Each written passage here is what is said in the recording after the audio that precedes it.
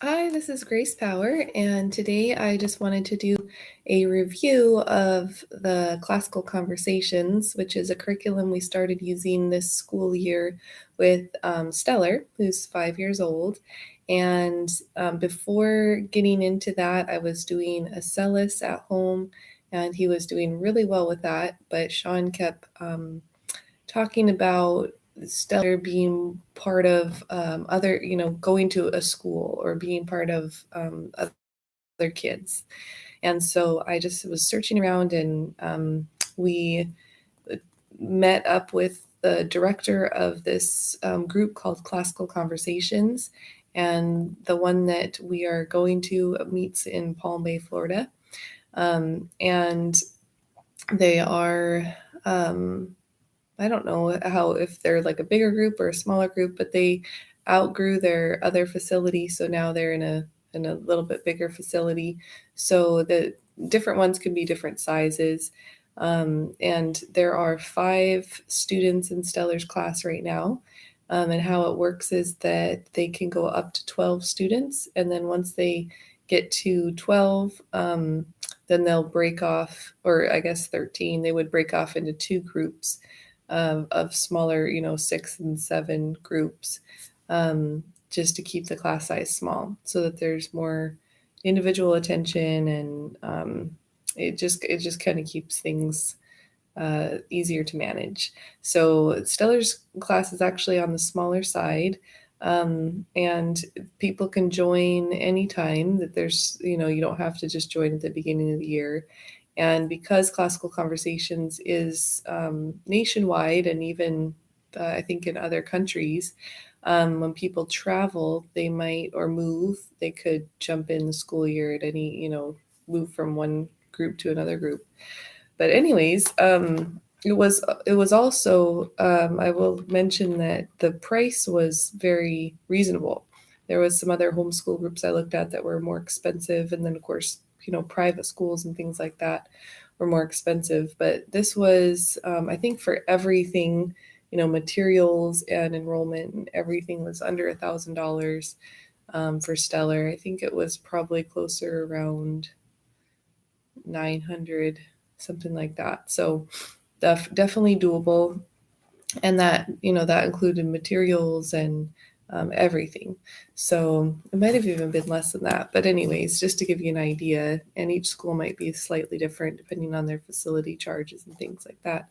But this is the handbook.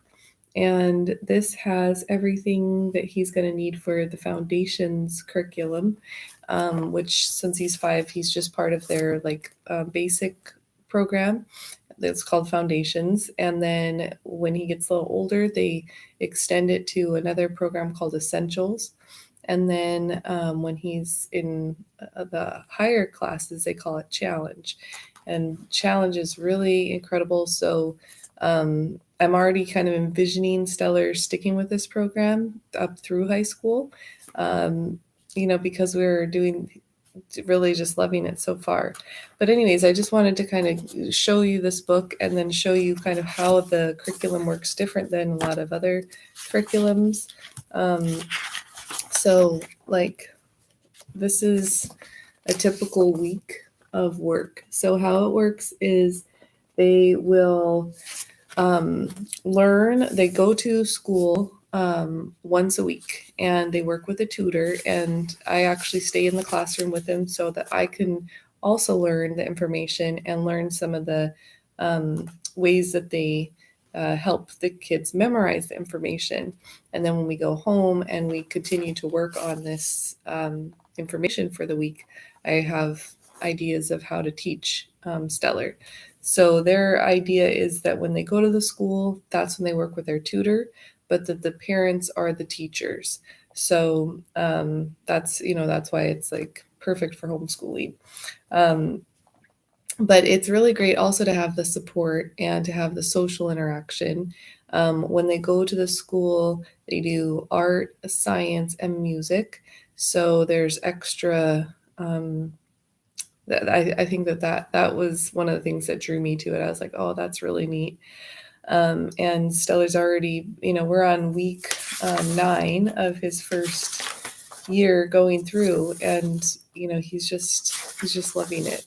And I'm loving it because it's nice to have the support, but also the way that they teach everything, like all this information, is they use songs, they use rhythm, they use hand motions, um, and ways to memorize the information. So, like on week 9 this week, we went through and he's learning multiplication tables, how to skip count through 15. And that's as high as they do the skip counting in the foundations. And then there's prepositions. He's learning all the prepositions. And so there's like this little song. But this week he learns outside, over, past, regarding, sense. So those are the ones that he's learning. History, tell me about Lao Tzu and Confucius in China. And this has a little song that goes along with it. And I was debating whether I should sing it or not, but I'll just sing it really quick. But it's around the 6th century BC, Lao Tzu founded Taoism, which emphasizes harmony with nature, and Confucius taught compassion and obedience. And that's all of Lao Tzu and Confucius in China. So that's a little song, and that's kind of how they do a lot of the history and just learning. There's also this timeline song that every week he learns 1, 2, 3, 4, 5, 6, 7, 7 events of history, and it adds to the song. So these ones were Byzantine Emperor Justinian, Benedict and monasticism, Muhammad founds Islam, Songs in early Ghana and Africa, Franks defeat Muslims at the Battle of Tours, Golden Age of Islam, Vikings raid and trade. And so he, memorizes that, but it's part of a song too, so it makes it easy to learn. And then that song, their timeline song, is also taught on the other cycles. So he's in cycle 1 right now, but then there's cycle 2 and cycle 3. And you can keep reviewing that song because there's a lot of history in that as well, and you just learn so much. He's just with foundations, it's just about memorization. So he's just memorizing all this stuff, but he is learning a little bit, of course, with the science and the art. And the music, he's learning about that, like actually putting it into practice. But with the memorization work, like this is just all memory work. It's not so much about understanding it and using it, or writing reports about it or anything like that. It's just at this level, he's just memorizing. So it's just trying to drill the material. So then when he gets to essentials and challenge, all this stuff is kind of like locked in his memory, and then he can move on to the next level of understanding and debating and just going to the next level. And then this is Latin, so they learn Latin. So right now he's learning the 4th declension noun endings. And then science this week was pretty easy. What are some parts of a plant? Leaves, stems, and roots. But he has learned other things like, just last week was what are some types of seed plants? Monocot, dicot, and conifer. But some of the fun ones were, what are some parts of a plant cell? Nucleus, cytoplasm, vacuole, mitochondria, cell membrane, cell wall, chloroplast, and Golgi bodies. So like when they learn that, they learn like these little motions for the different parts. And actually his tutor brought like a visual. So she brought all these little items that kind of made up a cell. And then she, had them demonstrate, like there was a little ball. So the ball was like the nucleus. And then the mitochondria, she brought an energy bar because that's like the energy part of the cell. And then the Golgi bodies were like crunched up plastic bags.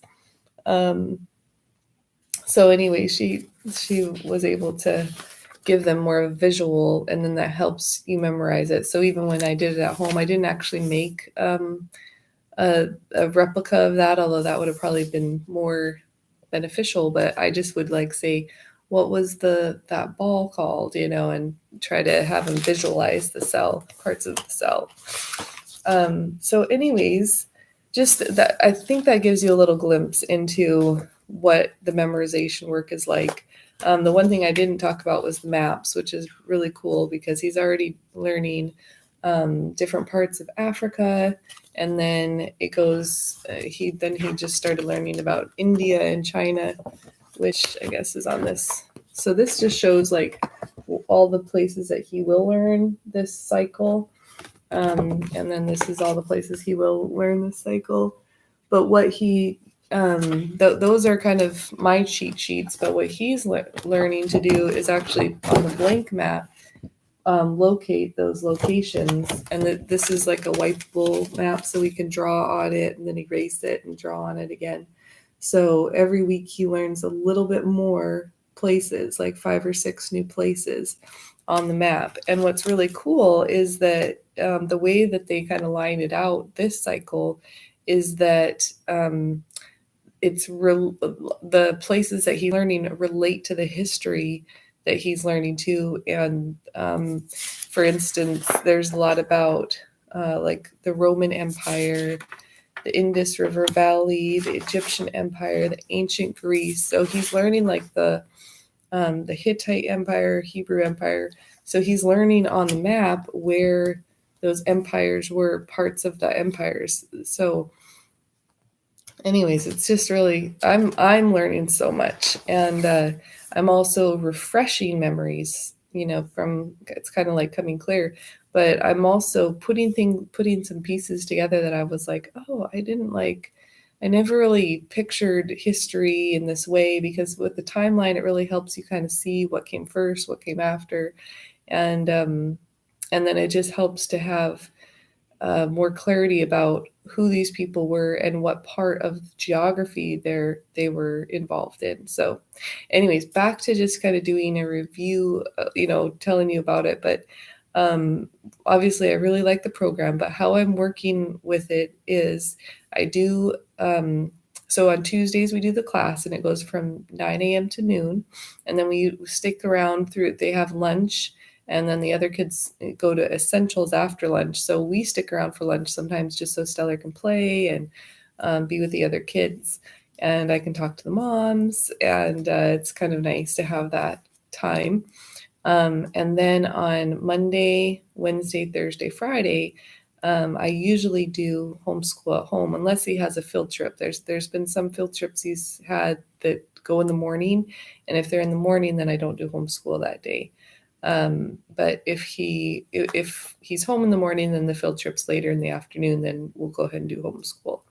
So what I've been doing is spending about an hour going through the information that he learned on Tuesday and reviewing past weeks as well, but especially making sure we go through that week. And then the other thing that they do in his class is that every week they do a presentation. So it's pretty much like a show and tell at his level. Like the kids bring a toy and they talk about him. That seems to be kind of the general thing, but they can also just come up and talk about something. Like one week, a little boy had broken his foot. So he got up and talked about how he broke his foot. And so that part is to help them get get the skill of public speaking and being comfortable in front of a group. And then also for the audience, especially at his level, they're learning, how to listen. And then at the end, they have to ask questions about the presentation. And it can't be a comment, it has to be a question. So they're learning like the difference between that kind of stuff. And it's just really good. And it's really fun to see the children having the confidence to get up and talk. And sometimes, they obviously will have nerves or be nervous and stuff, but it's just really cute. And it's really nice at that young of an age to have to do a presentation every week and gain the skill and be comfortable with it. And so even at home, what kind of reminded me is that Stellar loves to do presentations at home. So we usually do a show and tell when we're doing the homeschool.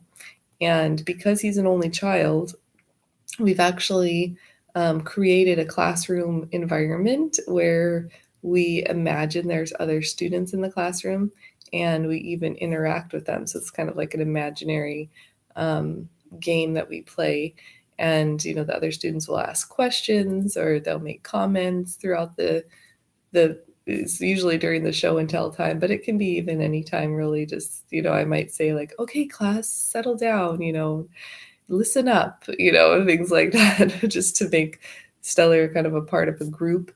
And it just seems to be something that works. I don't know. We started doing that last year or earlier this year, and we just keep doing it. So um, I guess I was going to show you the tin whistle as well because he is learning to play the tin whistle. And then what I like too is that they don't just focus on just learning, how to cover the fingers, but they're learning like the parts of the instrument. They're learning what the different positions are called. They are learning how to read notes a little bit. Like they were learning about how a whole note, you hold it longer and a half note less, and then the quarter note is faster. So they were learning that this week and learning how to write, even draw a treble clef. So anyways, I just love that even at kindergarten, they're just jumped right in with music. So anyways, at home, so I'll spend time going through that information. And then I've still been doing Acellus for the reading and the math. And I would have liked to continue all of the subjects really, because it is pretty easy and he could usually get through it in like 30 to 40 minutes. But with all that other information, I mean, and being only 5, I'm finding that just doing um, 1 or 2 lessons of reading and math every day is plenty. Like, and then after that, we work on writing. So he's working on writing his letters. And I was just going to show like a couple books that I just started using, but just the lowercase writing things, where it just gives areas for him to kind of like write a letter. And then we also had this book, which is like erasable. So he can like work on, writing a letter. And then what I like about this book too is that we can talk about the different the sounds of the letter and like how, um, the different things start. Like J, it has a juice, so we can say like J makes juice sound, and he can just get more familiar with the sounds of the letters. So he's actually starting to read a little bit slightly, more sight words and things, but that part of that I do contribute to Acellus, because in Acellus they are teaching them to read and they go through the different sounds, and then they're also doing sight words. So every time he does those little tests, it'll test like it'll have him pick the right word out of, have 3 words, and it'll say, which one is C, and then he'd have to look for SEEC and pick that one. But they might have like SHE, and then they might have what would be another one, like S SAT, I don't know, something like 3 different words that start with S, and then they have to pick which one is the right word. And he's doing really well with that. And then if you get the wrong one, if you pick the wrong one, it puts an X through the ones that are wrong and it circles the one that's right. So then, with the repetition, he learns it pretty quickly, like, oh, that's the right one. And just learning how to memorize those ones. So anyway, so we've been doing the Acellus, which I still really love, but just focusing on math and reading for now. And with math, he's doing really good. He's actually in the 1st grade math. And so it's challenging, just perfectly challenging enough. So he's challenged with it, but he's also learned, it seems like he's sticking with it. He's learning everything just really easily.